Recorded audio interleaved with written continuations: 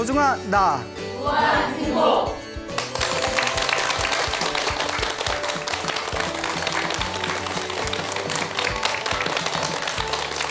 예, 만나서 반갑습니다. 예, 광우 스님이라고 합니다. 우리 불교에서 가장 중요한 어떤 가르침이 인과 업보지 않습니까? 그리고 윤회의 어떤 흐름에 대해서 불교에서는 끊임없이 이야기합니다.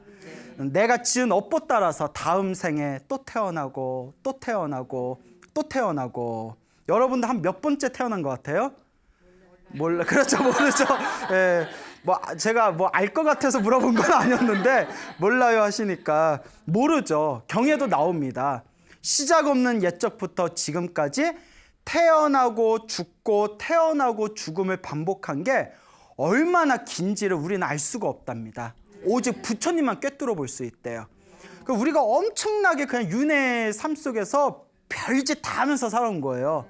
지옥에도 떨어져 봤고 하늘 세계도 태어나 봤고 짐승으로도 살아봤고 인간으로도 태어나 봤고 그걸 끊임없이 우리가 반복했다는 겁니다. 그래서 불교에는 유명한 얘기가 있죠. 중생 사람마다 자기 전생을 볼 수만 있다면 우리가 이렇게 산다 안 산다? 안 산다는 거죠. 다 착하게 돛 닦는 마음으로 살 텐데 전생 보여요 안 보여요? 그렇죠. 보여도 이상한 거예요. 그래서 저 자꾸 뭐가 보여요. 예? 그 안과 가보시고. 예. 그러니까 이제 우리가 전생을 알지 못하고 보질 않으니까 딱 믿음이 안 가는 거예요. 그러니까 부처님 경전을 보면 부처님이 전생이 있다니까 윤회가 있다니까 그런가 보다 하다가 사실 우리가 보질 못했으니까 머리로는 이해하는데 마음으로는 와닿지를 않잖아요. 그러니까 인과 업보를 철저히 믿으면 우리 이 세상 모든 사람들의 말 한마디도 조심하고 행동 하나도 조심할 텐데 특히 이제 막 가는 사람들이 이번 생 말고는 다음 생 없다. 이번 생 죽으면 끝이다. 이런 사람들 이제 좀 위험스럽고 그리고 우리 종교를 믿지 않는 사람은 그냥 어떻게 되든 상관없다. 우리 종교만 믿는 사람은 다 잘 될 거다. 이래버려도 또 골치 아파요. 근데 이제 불교에서는 아니다. 불교를 믿든 안 믿든 종교가 있든 없든 내가 지은 업은 누가 받는다? 내가 받는다. 예. 근데 또 내가 지은 업은 내가 받는다는 걸 아무리 배우고 들어도 또 그게 가슴에 딱 안 와닿는 사람들도 있어요. 예, 안타깝죠? 그런 걸 우리가 업장이 두껍다고 해요. 무엇이 두껍다? 업장이 두껍다. 부처님의 가르침을 들어도 마음에 딱 안 와닿는 그런 사람들을 아직은 업장이 좀 두껍구나. 어쨌거나 이번 생에 부처님 가르침이 듣기가 좋고 부처님 가르침을 공부하고 싶고 불교가 좋은 사람, 불교에 이끌리는 사람들은 불교적인 관점에서 보면 전생에 복을 좀 지은 사람들이래요. 이 자리에 이렇게 계시는 여러분들도 복이 좀 있다 없다? 진짜? 어디? 예, 그래 있다고 칩시다. 예, 있죠. 있으니까. 예, 부처님이 얘기하셨잖아요. 예, 부처님의 가르침을 들을 수 있는 것 자체가 전생에 복이 있는 것이다. 경전에서 이야기하고 있습니다. 불교에서는 인과 응보, 윤회에 대한 이야기가 엄청나게 많아요. 지금 우리 소나무가 거의 120회를 넘어갔는데 가끔 그러세요. 우리 주변에 계신 분들이 아직도 재밌게 잘 듣고 있습니다. 아직도 할 얘기가 있나요? 바닥난 거 아닌가요? 엄청 많아. 예? 2600년 동안 얼마나 많은 이야기거리가 있겠어요. 예. 그래서 우리 불교에서는 이 윤회와 인과응보에 대한 이야기가 굉장히 부지기수로 많은데 그저 오늘 또 재미난 이야기 하나 준비했어요. 중국 역사상 중국은 이제 땅이 크다 보니까 훌륭한 문학가들이 많이 나왔습니다. 인물이 많이 나왔죠. 송나라 시대 때, 중국 송나라 시대 때 황정견이라는 선비가 있었어요. 그래서 이제 호가 상곡이에요. 상곡. 그래서 황상곡이라고 불렸는데 황상곡이 중국 송나라 시대 때 중국 역사상 가장 위대한 문학가 중에 하나였습니다. 아주 서예에도 달필이었고 서예하는 사람들은 환상곡 법첩이 있어요. 그래서 환상곡이라는 아주 유명한 문학가이자 서예가 시인이 있었는데 환상곡 처음 들어보시죠? 어쩌나. 예, 처음 들어보시는구나. 소동파는 들어보셨어요? 예, 소동파가 정말 중국 문학가의 가장 손꼽히는 대가 중에 하나가 소동파인데 그래서 저 소동파도 못 들어봤어요 하신 분들이 있어요. 관심 없는 분은 못 들었을 수도 있죠. 여러분 중국집에 가면 동파육이라고 있다는데 아세요? 동파육? 몰라요? 동파육이라고 있어요. 아는구나. 뭐 다들 탕수육만 먹어봐서. 동파육이라고 있는데 아주 별미래요. 예, 근데 동파육을 누가 만들었다? 소동파가 만들었어요. 소동파가 만든 고기라서 동파육이라고 부른대요. 뭐 그렇대요. 여하튼 예? 뭐 맛있대요. 예. 그 동파육을 만들고 아주 다재다능하신 분이었어요. 근데 소동파의 소자와 황상곡의 황자를 빼서 소황이라고 불렀대요. 중국 송나라 문학가의 양대 산맥이라고 해서 뭐라고 불렀다? 소황. 예, 그래서 그 정도로 소동파의 소, 황상곡의 황. 그래서 소황이다. 이 정도면 그 황상곡이라는 사람이 얼마나 대단한 사람인지는 알겠죠? 네. 자, 근데 이 황상곡이라는 분과 소동파라는 분의 특징이 독실한 불교 신자였어요. 독실한 불교 신자였고 그 당시 중국 송나라 시대에는 선비들이 대다수가 다 불자였습니다. 많은 수가 불자였는데 이 황상곡이라는 분이 원래 처음부터 불자는 아니었던 것 같아요. 이 황상곡이라는 분이 태어날 때부터 굉장히 머리가 총명했답니다. 아주 머리가 총명하고 똑똑하고 부럽죠. 예, 그것도 자기 복이에요. 조금 이따 나오는데 그 머리가 총명하고 그리고 그렇게 이제 효성이 지극했대요. 이제 머리가 똑똑하다 보니까 일찍이 이제 시험에 이제 급제를 하게 됩니다. 이제 그 시험 장원에서 이제 그 시험을 봐가지고 급제를 하게 되는데 26살의 젊은 나이에 어느 지방의 지방관으로 가게 됩니다. 지방을 다스리는 조그만 시골 지방을 다스리는 벼슬아치가 되게 되는데 우리 치면 무슨 공무원급 되겠죠? 뭐 몇 급 공무원. 근데 어느 날 26살 때 그 부임을 한 그 지방에 그 관아가 있지 않습니까? 네. 관아에서 자기 방에서 낮에 이렇게 좀 낮잠을 잤대요. 낮잠을 이렇게 자고 있는데 낮 꿈에서 아주 생생한 꿈을 꿨는데 꿈에서 자기 이렇게 방에서 나와가지고 이렇게 농두랑을 걷는 거예요. 하염없이 길을 걷다가 어느 그 시골 마을에 조그만 시골집을 앞에 갔는데 시골집 앞에 어느 할머니가 집 앞에다가 상을 하나 차려놓고 뭐 죽 하나를 이렇게 올려놓고 손을 막 비비면서 막 뭐라고 중얼중얼 거리더래요. 그리고 휙 들어가더래요. 뭐지 하고 그 집에 이렇게 가봤더니 상 위에 향긋한 미나리죽이 있더래요. 그 중국에서는 미나리로 죽을 만드나 봐요. 미나리죽이 있어서 향긋해서 미나리죽을 꿈에서 허겁지겁 먹었대요. 막 먹다가 잠에서 딱 깼는데 너무나 꿈이 생생하더래요. 그래서 별일이다 했는데 입에서 미나리 향이 나는 거예요. 꿈에서 뭘 먹었는데? 미나리죽을 먹었는데. 근데 꿈에서 깼는데 입에서 미나리 향이 싹 나누더래요. 희한하다, 희한하다. 침에서 미나리 향 막 침이. 그래서 희한하다 하고 있는데 그 다음날 또 이제 낮잠을 잤대요. 그러니까 자꾸 낮잠을 자. 그렇죠. 그래서 이렇게 또 낮잠을 잤대요. 예. 그래서 낮잠을 잤는데 또 똑같은 꿈을 꾼 거예요. 또 방에서 나와서 논두렁을 싹 걸어가지고 똑같은 집에 가서 가봤더니 상에 또 죽이 차려져 있어서 죽을 또 이렇게 먹었답니다. 그리고 또 꿈에서 딱 깼는데 입에서 또 무슨 내가 나요? 미나리죽 향내가 또 나는 거예요. 야, 이거 범상치 않다. 그래서 꿈이 너무 생생하니까 방에서 나와서 꿈에서 본 대로 농두렁을 걸었는데 이거 우리가 뭐 데자뷰 현상이라고 하나? 꿈에서 본 거고 똑같은 거예요, 길이. 여러분 그런 적 있어요? 있어요? 예. 또 얘라고 하니까 당황스럽네요. 예. 그래서 여하튼 예. 이렇게 막 걷다가 꿈에서 본 거고 똑같은 집이 딱 있는 거예요. 그래서 앞에 딱 가가지고 가서 여기 계십니까? 주인장 계십니까? 그 꿈에서 본 집에서 그 꿈에서 봤던 그 할머니 똑같은 할머니가 쓱 나오더래요. 놀래가지고 아니 젊은 양반 어찌 오셨소? 이러니까 할머니 혹시 뭐 요새 여기다가 뭐 상을 차려놓고 미나리죽 올려놓고 할머니 막 이렇게 뭐라고 중얼중얼 막 빌지 않으셨습니까? 할머니가 놀라면서 아니 젊은 양반이 그걸 어찌 알아? 그게 뭐 무슨 사연이 있습니까? 그 꿈에서 본 대로 물어보니까 내가 그 딸이 있었는데 그 딸이 세상을 떠나서 딸 제삿날로 한 2, 3일 정도 딸이 평소에 좋아하던 미나리죽을 상을 차려놓고 딸아 와서 맛있게 먹으라 매년 자기가 그렇게 기원을 올린다고 깜짝 놀란 거예요. 그러니까 할머니 딸이 세상을 떠난 지 얼마나 됐습니까? 글쎄요 한 26년 됐죠 이러는 거예요. 환상곡이 몇 살이었을 때? 26살. 잊어먹고 있었죠. 예. 자, 안 잊어먹고 있었어요? 26살인데 나이가 딱 맞아떨어지잖아요. 그래서 이거 범상치 않다. 할머니 좀 안에 들어가서 따님에 대해서 좀 이야기 좀 들을 수 있겠습니까? 그 보통 모르는 남자 와서 죽은 딸에 대해서 묻겠다고 하면 좀 무서운 생각이 들 수도 있잖아요. 근데 할머니가 딱 봤더니 호대도 좋고 잘생겼어, 황상복이. 그러니까 사람이 잘생기니까 어때요? 와서 차 한잔 하지. 아유, 외모 지상주의예요. 예. 자, 일로 와서 차 한잔 하세요. 이렇게 해서 차 한잔 이렇게 주면서 딸 이야기를 해주는 거야. 아, 우리 딸은 참 착했고 너무너무 책을 좋아했고 그리고 독실한 불교 신자였고 항상 채식을 했대요. 그리고 책 읽는 거고 연부라는 거 말고는 관심이 없었대요.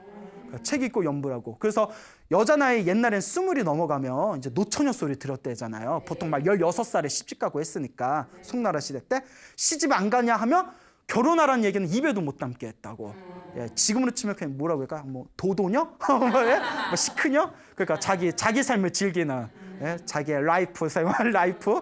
그래서 이제 책을 좋아하고 연부라는 걸 좋아하고 항상 채식을 하고 그러다 26살이 다 되었을 때 갑자기 큰 중병이 걸렸대요. 큰 병에 걸려서 시름시름 앓다가 그 딸이 누워서 엄마를 불러서 엄마 나 먼저 가서 미안해요. 그런데 제가 꼭 다시 찾아올게요. 꼭 다시 찾아올게요 하면서 세상을 떠났다는 거예요. 그 막 할머니가 막 울면서 눈물을 흘리면서 그렇게 우리 딸이 26년 전에 세상을 떠났다오. 저기에 보면 딸이 평소에 보던 아끼던 책을 괴짝에 넣어놨는데 그 열쇠가 어디로 갔는지 보이지가 않는다고. 딸이 어디다 치웠는데 어디다 그 열쇠가 있는지. 열쇠 얘기를 딱 듣는 순간 황상국 머릿속에서 그 열쇠가 어디 있는지 머리에서 번뜩 생각이 난 거예요. 대박. 예? 그래가지고 제가 어디 있는지 알 것 같습니다 하더니 여기 집안에 구석구석 뒤지더니 열쇠를 찾아낸 거예요. 별일이 다 있죠.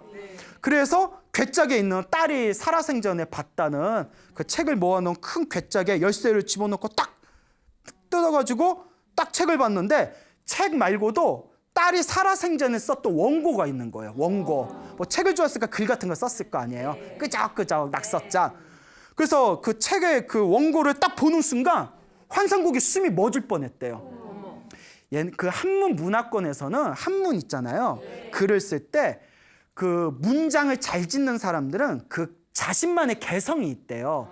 그 문체라고 하죠. 문체. 뭐 소동파의 문체, 황상곡의 문체, 자기만의 문체가 있잖아요. 우리도 그 한글로 글 쓸 때 자기만의 글 나오잖아요. 꼭 뭐뭐 인미 다 까, 나 다나까만 붙이는 사람이 있는가 하면 뭐뭐요, 뭐뭐래 뭐 이렇게 귀여운 척하는 사람이 있고, 꼭 글 올리면 꼭 킥킥킥 붙이는 사람이 있고 각자 문체가 있잖아요. 환상국이 숨이 턱 멎을 뻔한 게 자기가 평소에 쓰는 문장의 문체하고 똑같다는 거예요. 그러니까 자기가 어린 나이부터 글을 잘 쓰기로 유명했는데 문장을 잘 짓기로 유명한데 이게 다 어디서 넘어온 거다? 전생에서 넘어왔던 거예요. 이 딸이 누구였구나, 나였구나. 그러면서 퍼뜩 이제 무릎을 치면서 이제 이게 부정할 수 없는 사실이잖아요.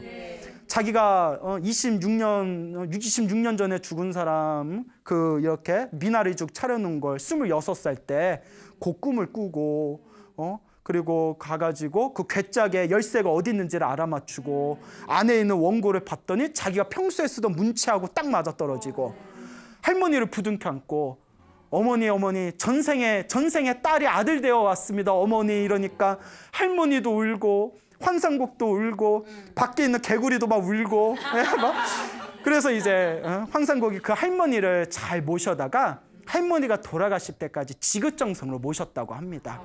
참 대단하죠. 그리고 황상국이 어느 날 이렇게 시를 썼답니다.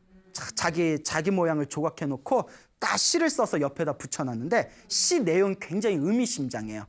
이 시 내용에 지금 제가 이야기해드린 것을 가만히 이렇게 떠올리면서 한번 들어보세요.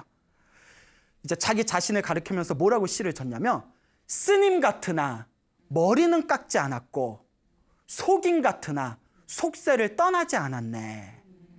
꿈에서 또 꿈을 꾸고 이 몸 이전에 또 다른 몸이 있음을 알았네 라는 시를 딱 썼다고 합니다. 예. 그래서 이 환상곡은 그 후에도 이제 유명한 문학가로 활동을 하다가 말년에는 열심히 연불 수행하고 평생 채식을 하면서 그렇게 이제 불법을 잘 닦다가 고요히 이제 세상을 떠났다고 합니다. 그래서 이 이야기가 이제 그 뒤로 후인들의 입을 통해서 꾸준히 내려오다 보니까 청나라 때 유명한 문장가 중에 원매라는 사람이 있었대. 원매, 청나라 때 원매 많이 들어보지 않았어요? 뭐 월매 뭐 월매 많이 안 들어봤나요? 미안해요. 원매라는 사람이 있었는데 그 원매라는 문학가가 이 황상곡의 이 이야기를 듣고는 책은 이번 생에 보는 것으로는 이미 늦었구나라는 유명한 말을 남겼답니다. 그러니까 이번 생에 책을 읽고 학문을 해서 이번 생에 큰 인물이 되려면 언제부터 닦아야 된다? 전생에서부터 닦은 게 있어야 된다. 그러니까 불교에서는 이번 생에 우리 앞에 펼쳐진 모든 좋은 일이든 나쁜 일이든 다 어디서 넘어왔다? 전생에 내가 지은 업의 인연이고 이번 생에 뭔가 특출난 사람들은 이미 전생에서부터 다 닦았다는 거예요. 그 예체능 쪽에 있으시는 선생님들이 이런 이야기 공통적으로 하시더라고요. 노력이 중요하대요. 정말 노력이 중요해서 아이들을 가르칠 때 아이들이 이렇게 이제 가르치다 보면 어느 선까지는 애들이 비슷비슷하대요. 1단계는 애들이 비슷비슷하고 거기서 더 노력하는 애들이 그 단계를 넘는데요. 노력하는 애들이. 그런데 예체능계에서 애들 키워보니까 노력으로는 따라갈 수 없는 타고난 애들이 있대요. 아무리 노력해도 갈 수 없는 그 타고난 게 있대요. 그 타고난 애들이 노력을 하면 정말 세계적인 대가가 되는 거라고 그런 얘기를. 그러면 노력으로 갈 수 없는 그 타고난 거는 어디서 왔을까요? 불교에서는 다 전생에서 내가 닦은 거라고 해요. 무언가 특출난 거에는 전생에 닦은 거예요. 그러니까 뭔가 도둑질을 잘한다. 전생에도 도둑질했나? 그거는 모르겠네요. 어쨌거나 뭔가 자기가 타고난 거는 자신만의 전생에 지은 강력한 어떤 전생의 습관일 수가 있다라는 걸 명심하시길 바랍니다. 이와 같이 우리 앞에 펼쳐진 모든 게 다 허투루 그냥 흘러가는 게 없습니다. 이 거대한 윤회의 흐름에서 모든 게 다 인과 업보예요. 여러분들 살아가면서 일이 술술 잘 풀린다. 뭐 고속도로가 뚫리듯이 일이 뻥 뚫린다. 전생에 복을 많이 지어서 그래요. 근데 가는 길마다 공사 중 하는 데 있죠. 가는 길마다 신호등 걸리고 가는 데마다 공사 중이고 그거는 전생에 닦아놓은 게 없어서 그래요. 그러면 스님 전생에 저 닦은 게 없는 것 같은데 저 이번 생에 어떻게 해요? 뭘 어떻게 이번 생에 닦아야죠. 이번 생에도 안 닦으면 다음 생에 더 괴로워요. 이번 생에 닦을 거예요, 안 닦을 거예요? 닦을 거예요? 닦을 거예요? 설거지만 닦지 말고 마음을 닦아야 돼요. 우리가 마음을 이번 생에 닦아야 돼요. 다 여러분들 업보라는 거예요. 그렇기 때문에 이 윤회와 인과응보를 정말 100% 믿는 사람들은 이번 생에 허투루 살지 않습니다. 나쁜 일이 닥치면 속이야 상하겠지만 아이고 다 내 업이다. 내 빚이 녹고 있나 보다. 빚 갖고 있다 생각하시고 살다가 좋은 일이 생기면 아이고 내 전생에 지은 복이다. 근데 이번 생에 내가 더 복을 많이 짓자. 이런 마음으로 자꾸 닦아나가시기 바랍니다. 부처님의 가르침은 자기의 업은 자기가 닦아나가는 것이다 라는 것을 명확하게 이해하시길 바랍니다. 자, 그래서 우리가 이 다음 생에 이렇게 각자의 이제 몸을 받는 것도 이번 생에 내가 지은 업의 인연이라는 말씀을 드렸죠. 그 중국의 채한 스님이라는 유명한 스님이 계셨어요. 100년 전에 채한이라는 중국 대륙의 아주 큰 스님이 계셨는데 그 스님이 겪으신 일이라고 합니다. 그 스님이 이렇게 제자가 한 분 있었는데 이 채한 노스님에게 중국 이제 100년 전에 있었던 일이에요. 이 노스님 제자가 결혼을 해서 부인도 있고 딸도 있었대요. 그런데 이 제자가 너무너무 참선을 하고 싶은 거예요. 너무너무 이제 스님이 돼서 머리 깎고 참선을 하고 싶으니까 부인하고 이제 상의도 안 한 채 그 머리 깎고 출가를 해버립니다. 채한 스님 밑으로. 그 부인이 와가지고 이러면 되냐? 애도 있는데 당신 없으면 우리 어떻게 사냐? 이렇게 그냥 옆에서 막 울면서 같이 가자, 그냥 돌아가자 하는데도 이제 돌아가질 않았어요. 이쯤 되면 여자도 아유 그러면 여보 이왕 스님 됐으니까 우리 가족들을 위해서 열심히 수행하고 우리를 위해서 기도해 주세요 하면 얼마나 좋아. 그러니까 여자가 되게 성격이 독했나 봐요. 이 이야기를 들으니까 왜 스님 됐는지 알 것 같아. 왜 스님 됐는지 알 것 같아. 여자가 앙심을 품고 물에 빠져서 자살해버린 거예요. 이 나쁜 사람 내가 복수할 테다 하고. 독하죠. 왜 그래? 그러니까 자살해버렸어요. 물에 빠져서 부인이. 그리고 하나 남은 어린 딸은 뭐 아빠는 스님 됐고 엄마는 자살했으니까 딸은 어떻게 해요? 이제 그 친척 집에 보내버리게 됐대요. 이 스님도 이제 머리 깎고 10년 동안 열심히 참선을 했답니다. 정말 열심히 참선을 해서 나름대로 되게 좀 깊은 경지에 들어갔대요. 근데 깊은 이제 참선의 좀 깊은 맛을 보다 보니까 주변에 제자들이 생기고 명성이 이렇게 날리다 보니까 막 신도들이 모여들면서 큰 스님이 됐대요. 근데 이분이 수행이 좀 부족했나 봐요. 사람이 잘 나가다 보면 교만심이 생기잖아요. 그 마음에 탐욕과 교만심에 빠져버린 거예요. 나는 잘났다라는 교만심에 빠져버린 거예요. 그 교만심에 빠져버리니까 그만 엄청난 이제 사실 뒤에 엄청난 일이 있었는데 사실 그 10년 동안 부인이 물에 빠져서 죽은 뒤에 원혼이 돼가지고 그 스님을 따라다니고 있었대요. 10년 동안. 아우 질려 아주 그냥. 그래서 이제 우리 원한을 맺고 죽으면 귀신 돼서 따라다닌다고 하잖아요. 막 따라다녔는데 스님을 10년 동안 못 건드렸던 게 스님이 수행을 너무나 열심히 해가지고 옆에 호법선신들을 보호해줘서 가까이 갈 수가 없었대요. 그런데 이 스님이 교만심에 빠져서 이제 잘못된 마음을 막 일으키다 보니까 주변에서 보호하고 있던 그 우리로 치면 수호신들 있잖아요. 수호신들, 호법선신들이 신망을 느끼고 다 이렇게 흩어져 버린 거예요.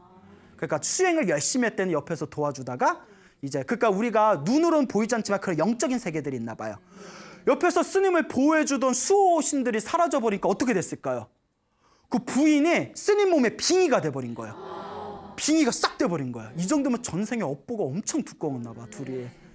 그래서 어느 날 그 스님이 공부하는 곳이 그 진강이라는 곳이 있대요. 중국의 진강의 금산사라는 절이었대요. 아주 유명한 절이래요. 중국에서. 진강의 금산사라는 선방에서 공부하는데 거기가 이렇게 큰 강이 있었대요. 어느 날 그 강에 혼자 풍덩 빠져버린 거예요. 사람들이 놀라가지고 가가지고 스님을 끌어다가지고 그 스님이 정신을 차리니까 스님 수영 헤엄도 못 친 분이 물에 저 험한 강물에 왜 뛰어들었냐고 했더니 나도 기억이 안 난다고. 누가 붙어가지고 그 부인 여자 귀신이 붙어서 여자 귀신이 어떻게 죽었다고 했어요? 그 물에 빠져 죽었다고 했잖아요. 남편 스님 남편 몸에 붙어가지고 물에 풍덩 빠져버린 거야. 같이 가려고. 그 물귀신이죠 물귀신. 나 혼자 못 죽어 뭐 이런 거죠. 그러니까 이 스님이 그래서 그러니까 처음에는 스님들이 스님 너무 요새 뭐 수행을 열심히 하셔서 너무 무리하신 것 같다. 좀 쉬면서 해라. 근데 며칠 지나서 또 여자 귀신이 몸에 또 빙의를 해가지고 자꾸 귀에서 속삭이더래요. 물에 들어가자. 물에 들어가자. 물에 들어가자. 우리 같으면 여기 물 안 좋아. 우리 다른 물로 가자. 물에 들어가자. 또 물에 풍덩 들어간 거예요. 그래도 또 다 죽어가는 걸 다시 살려냈대요. 금상사 방장 스님이 이거 스님이 이거 보통 일이 아니다. 이거 귀신이 홀린 것 같다. 근데 스승인 채양 스님께 빨리 이거 사람을 보내가지고 제자분이 위험에 빠졌으니까 빨리 데려가라고 해야겠다. 그 채양 스님이 멀리서 연락을 받습니다. 옛날에는 이렇게 인편으로 왔겠죠. 뭐 지금야 까톡으로 까톡 뭐 이러면서 제자가 귀신에 홀렸어요. 뭐 이렇게 하면 되는데 뭐 인편으로 왔다 갔다 하면 시간 오래 걸리잖아. 채양 스님이 이제 사람을 통해 가지고 편지를 받아보고 이거 큰일 났다. 내가 직접 가봐야 되겠다. 그래서 갔대요. 그래서 제자한테 제자야 너 몸이 좀 허한 것 같으니까 나랑 금산사 나와서 우리 절에 가서 좀 요양 좀 하자. 이렇게 이제 데려갔는데 데려가면서 이제 배를 타고 강을 건널 때만 하더라도 거기 배에 이렇게 침대가 있었는데 2층이었대요. 그래서 아래 침대에서는 스승인 채안 노스님께서 주무시고 위 침대에는 제자를 눕혔는데 채안 스님이 계시는 절에까지 올 때만 해도 제자가 멀쩡했대요. 채안 스님도 이제 좀 괜찮은 건가? 이러고 이제 가서 제자들한테 우리 여기 스님이 몸이 좀 많이 안 좋다. 정신적으로도 좀 많이 안 좋다. 혹시 이상한 짓 하면 바로 나한테 알리고 옆에서 좀 관찰 좀 잘 해라. 이렇게 이야기를 했답니다. 며칠 동안 아무 문제가 없었대요. 근데 어느 날 이제 아침 공양 시간이 됐는데 스님들이 다 모여서 이제 공양을 하는데 그 스님이 안 보이는 거예요. 그 최한 스님의 마음이 불길해서 제자들한테 야, 그 방에 가서 한번 알아봐라 했더니 그 제자 그 스님의 방에 갔는데 뒷문에 창문이 열려 있고 스님이 안 보이더라는 거예요. 야, 이거 큰일 났다. 빨리 찾아봐라 해서 그 한 반나절을 찾았는데 그 스님이 있는 절에서 멀리 떨어진 큰 강에 결국 익사된 채 발견이 됐답니다. 결국 죽은 거예요. 귀신 못 됐어. 공부하는 스님이잖아요, 그래도. 그래가지고 이제 최한 스님이 그 시신에 잘 수습을 해가지고 그 이제 천도제에다 지극정성을 올렸대요. 그러니까 이제 큰 절에서 죽으면 그런 거는 또 좋아요. 스님들 알아서 천도제 지내주고 천도제를 지극정성으로 이제 지내준 뒤에 이제 천도제가 끝나고 나서 그 10년 전에 친척집에 맡긴 딸 있잖아요. 그래서 딸한테 연락을 했대요.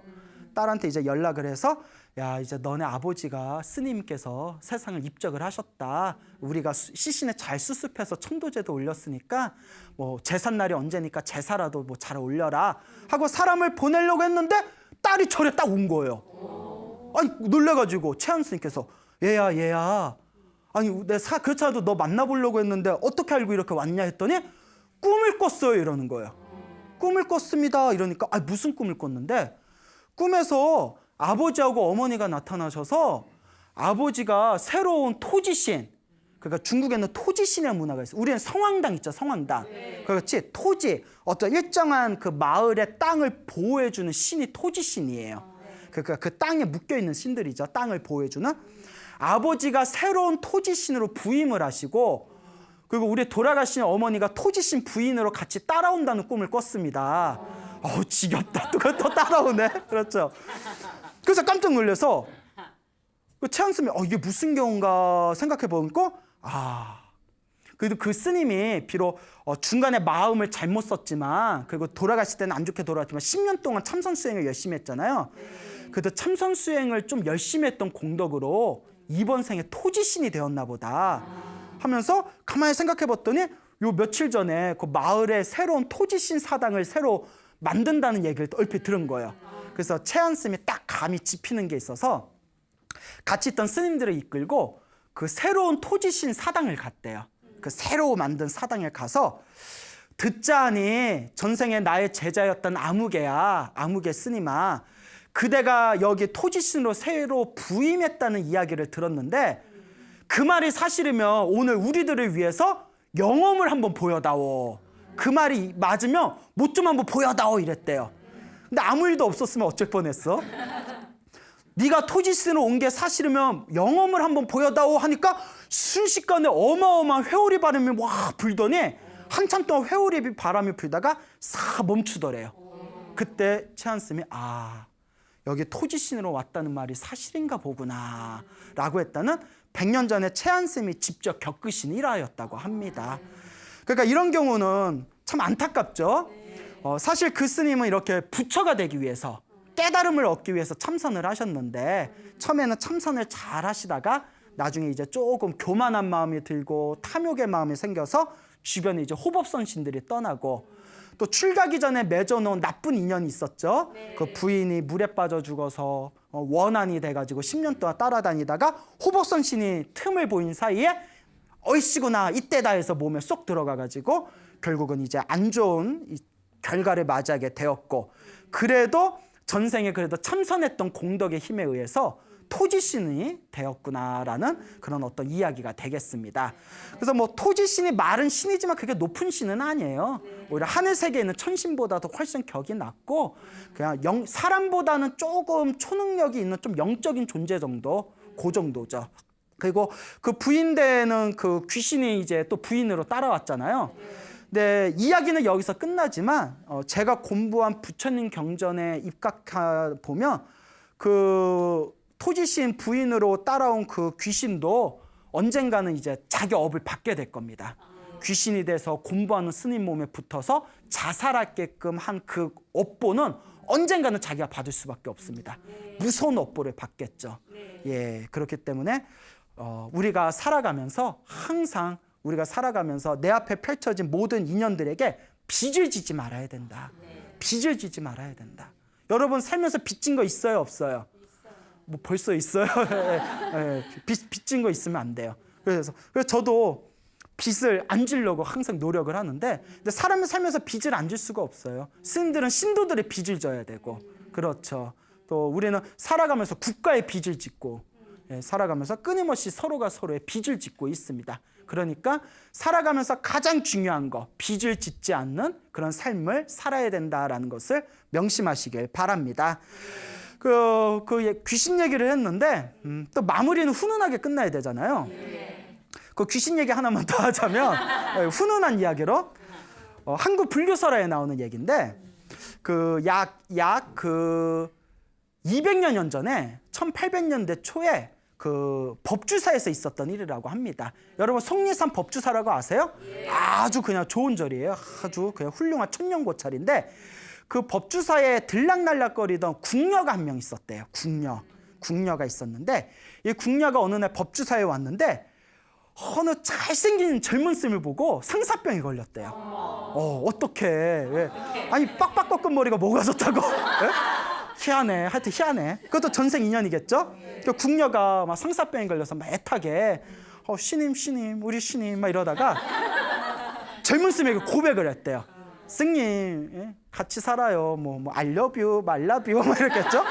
그 스님이 이러지 마시오. 나는 스님이고 당신은 신도요. 이러시면 안 돼요. 라고 딱 잘랐어요.